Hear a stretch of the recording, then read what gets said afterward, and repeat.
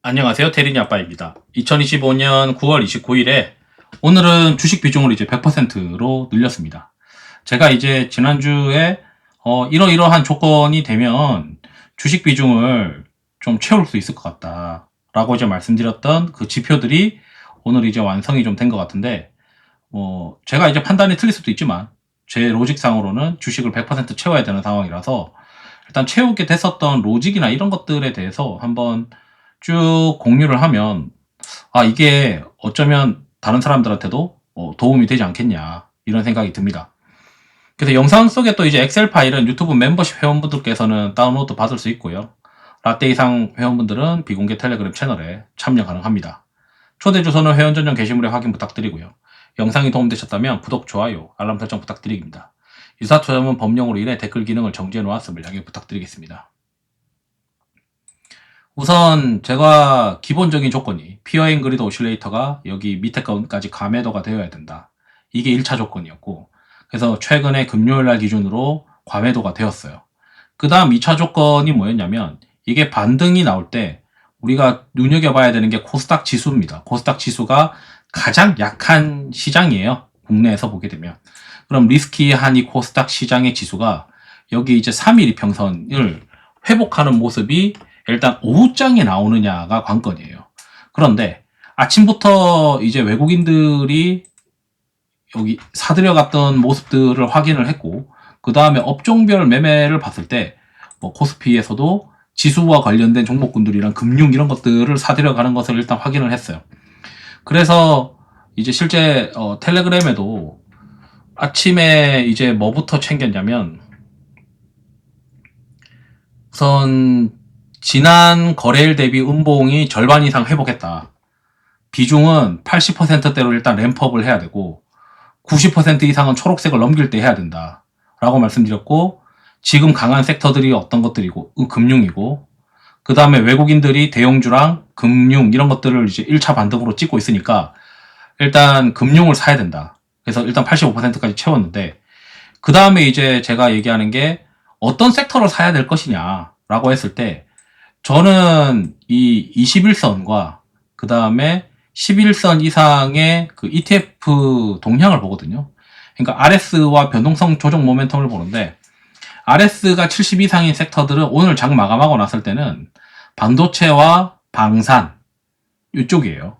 그러면은 오늘 장중에는 어땠느냐? 장중에도 이제 보게 되면 비슷해요. 반도체, 방산. 그리고 아침에 이제 요거 그 가격 그대로 넣은 거거든요.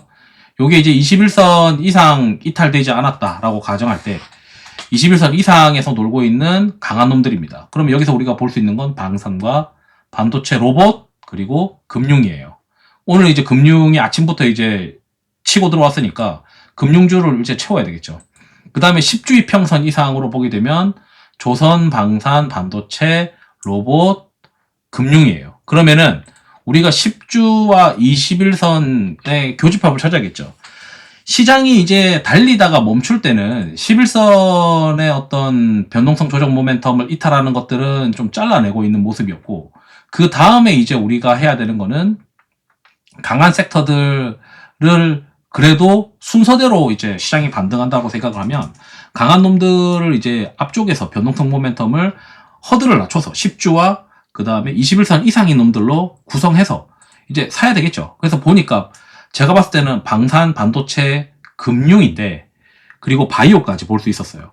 다만 이제 제가 이제 제 포트폴리오 기준으로 보게 되면 어제도 텔레그램에다가 올려드렸던 내용이 뭐냐면, 제 포트에 지금 바이오가 없습니다. 근데 미국 시장을 우리 마감을 한 거를 체크를 해봤더니 미국 시장이 그 바이오가 굉장히 셌었다. 그래서 미국 시장에 바이오랑 비철금속이랑 이런 것들이 셌기 때문에 국장에도 바이오가 영향을 주지 않겠냐. 그리고 나서 일단 그래도 반도체도 움직일 수 있기 때문에 반도체에서 액티브 ETF에서 겹치는 종목군들이랑 이런 것들 리스트를 한번 뽑아보기도 했습니다. 그리고 나서 이제 그 보게 되면 금요일날 아시다시피 과매도도 터졌었어요. 코스피 쪽에서는. 코스닥에서는 이제 터지진 않았지만 코스피에서는 과매도 시그널이 터졌기 때문에 이게 터지고 나면 5영업일 이내에 반등을 합니다. 근데 이제 오늘 이제 운이 좋았던 거는 하루 만에 일단 지난번 금요일에 있었던 음봉을 어느 정도 상쇄할 만큼 센 양봉이 등장을 한 거죠. 저는 이제 손이 좀 바뀌었다라고 생각을 하고 있어요.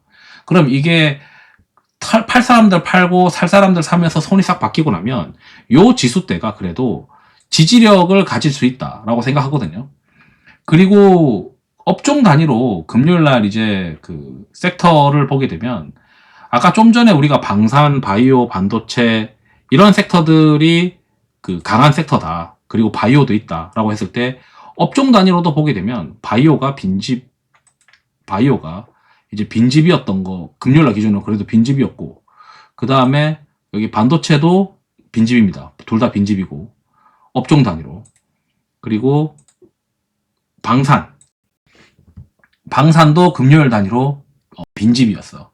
빈집이다 보니까 그 방산 반도체 바이오는 그리고 포트에 항상 필수로 있어야 되겠다. 왜냐하면 상대 강도가 셌으니까.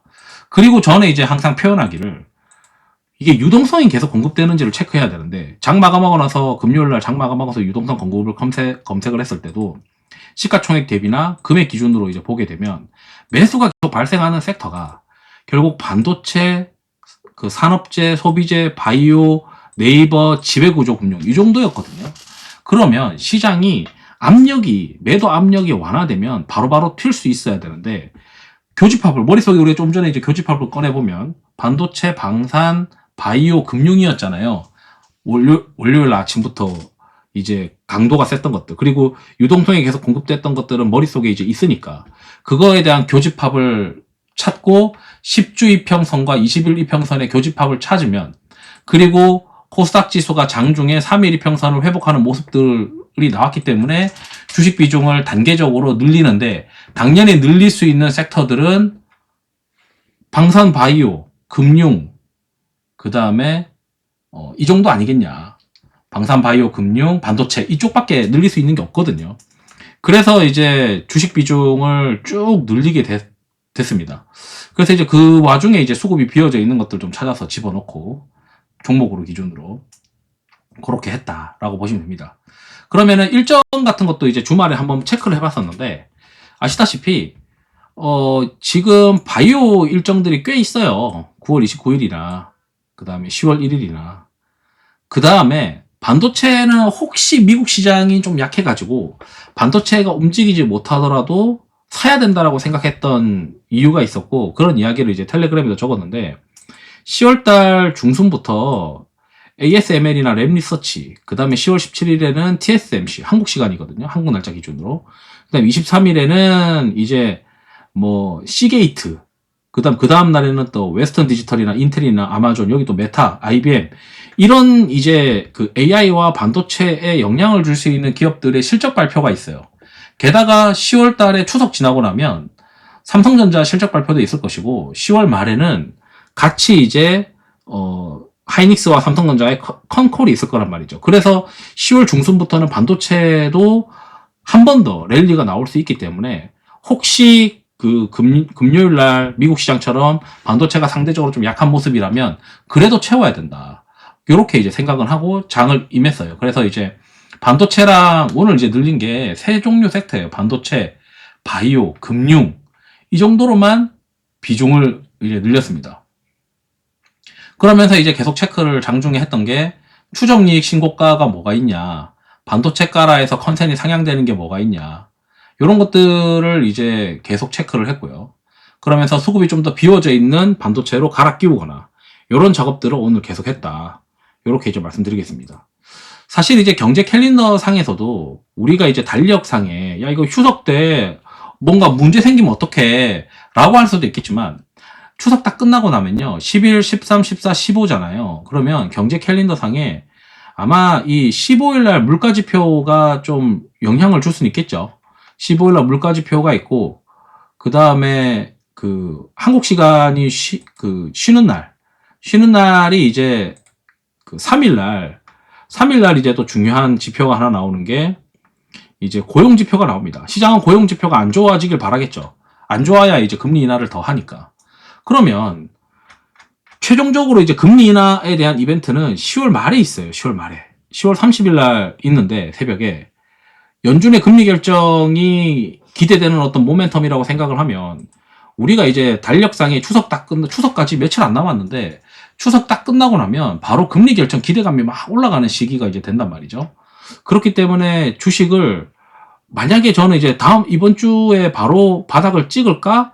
아닐까? 그것만 이제 좀 보자라고 이제 지난주에 말씀드린 거고, 그 시그널로 첫 번째가 지금은 피어 앤 그리드 오실레이터가 굉장히 과매도 구간이기 때문에 3일 이평선, 코스닥 3일 이평선을 회복하느냐 안 하느냐 이거부터 보겠다라고 이제 했고, 그게 회복하면서 그 회복의 수급이 외국인들로 구성이 되어 있었다. 그러면은 외국인과 기관이 같이 이제 매집을 했기 때문에 팔았던 손이 한번 싹 바뀌었잖아요. 좀 더 이제 외국인과 기관들한테 물량이 넘어갔잖아요. 그럼 얘네들이 금방 팔 거라고 생각은 안 하기 때문에 이 지수가 이제 어느 정도 지지력을 행사할 수 있는 지수이지 않겠냐. 코스닥도 이제 아침부터 이제 나래비해서 봤더니 대형 이제 큰 기업들 위주로 이제 채우더라고요. 그래서 이제 제가 생각했을 때는 야 이게 크게 지표상의 리스크도 없고 그 다음에 코스닥 3일 이평선 회복하면 무조건 더 주식을 지른다 라고 생각을 했었고 70%의 주식을 가지고 있기에는 금요일까지는 괜찮았는데 주말에 이제 토요일 날 미국 시장이 끝나고 나서 생각했을 때는 이제는 70%보다는 한 80% 정도의 주식은 최소한 들고 있어야 되고 만약에 3일 이평선이 더 회복되면 100%까지 하겠는데 그 100%까지 할 때 뭘 살 거냐라고 한다면 이제 ETF의 상대 강도 기준으로 10주와 21 이평선 기준으로 본다. 그리고 시장이 좀 더 세지면은 그때는 이제 11 이평선에 살아있는 것들 위주로 플레이하자. 그렇게 점점 압축해 나가는 거죠. 그리고 시장이 또 위험해지면은 11 이평선이 이탈하는 섹터부터 날리자. 요렇게 아마 계속 플레이를 할 것 같습니다. 그래서 지금은 주식을 다시 채워야 되는 시기라고 생각을 했고 그게 이번 주에 정확하게 언제 터질지를 모르니까 코스닥 지수 3일 이평선을 회복하는 것부터 우선 체크를 해야 되겠다라고 생각했을 뿐이고 그래서 그 3일 이평선이 회복되는 걸 눈으로 이제 확인하면서 바로 이제 주식 비중을 단계적으로 아침에 한 번 더 늘리고 그 다음에 점심 전에 한 번 더 늘리면서 왜냐면 외국인 수급이 프로그램으로 막 들어오는데 이게 3일 이평선을 터치하고 다시 되밀리거나 그럴 가능성이 낮다고 생각했거든요. 그래서 주식 비중을 100%로 오전 중에 대부분 다 늘려놨습니다. 그래서 오늘 늘린 섹터들이 저는 이제 상대 강도에 기준해서 늘렸거든요. 그래서 로봇도 하나 늘리고 그 다음에 반도체 늘리고 그리고 금융 늘리고 바이오 늘리고 요렇게 그대로 이제 이 상대 강도에서 변동성 모멘텀이 여기 상위권에 해당되는 거 21선 이상과 10주 이상의 교집합 위주로만 먼저 늘렸고 그 다음에 이제 다른 섹터로 늘리는 거는 좀 더 시장을 보면서 플레이를 해야 되지 않냐 이런 생각이 다 듭니다. 그래서 이제 이게 우리가 위험할 때 위험한 지표가 나오면 미리 현금을 확보를 하고 그 다음에 여기까지 떨어진 다음부터는 우리가 봐야 되는 건 코스닥 지수가 3일 이평선을 회복하냐 안 하냐 이거를 봐야 되고 코스닥 지수가 3일 이평선을 회복할 때 우리가 살 때는 상대 강도가 센 거 변동성 모멘텀이 20일 이평선과 10주 이평선 상위에 놀고 있는 것들을 사고 그 중에서 교집합된 것들 위주로 플레이를 하고 그러면서 오히려 이제 교체 매매할 것들은 교체하는데 수급이 비어져 있는 것들로 데이터 보고 이제 플레이하자 이런 것들로 이제 이야기를 계속 하고 있습니다. 그래서 오늘 이제 주식 간만에 100% 채웠는데 저는 이제 뭐 더 밀리더라도 그대로 유지를 해야 된다라고 생각하거든요. 이 정도 과매도 구간에 피어 앤 그리드 오실레이터가 자주 나오는 구간이 아니기 때문에 충분히 매력적인 매수 시기이다. 이렇게 이제 말씀드리면서 영상을 마치도록 하겠습니다. 투자에 도움되시길 바랍니다. 감사합니다.